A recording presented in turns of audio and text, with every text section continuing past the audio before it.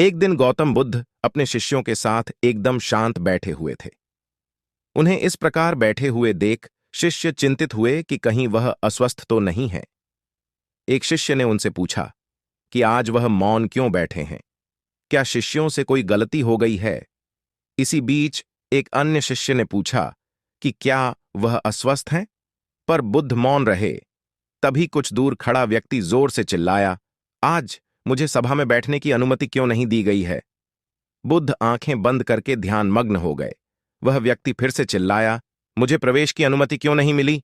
इसी बीच एक उदार शिष्य ने उसका पक्ष लेते हुए कहा कि उसे सभा में आने की अनुमति प्रदान की जाए। बुद्ध ने आंखें खोलीं और बोले, नहीं, वह अछूत है, उसे आज्ञा नहीं दी जा सकती। यह सुनकर शिष्यों को बड़ा आश्चर्य हुआ। बुद्ध उनके मन का भाव समझ गए और बोले, हां, वह अछूत है। इस पर कई शिष्य बोले, हमारे आश्रम में जात पात का कोई भेद ही नहीं, फिर वह अछूत कैसे हो गया। तब बुद्ध ने समझाया, आज वह क्रोधित होकर आया है। क्रोध से जीवन की एकाग्रता भंग होती है।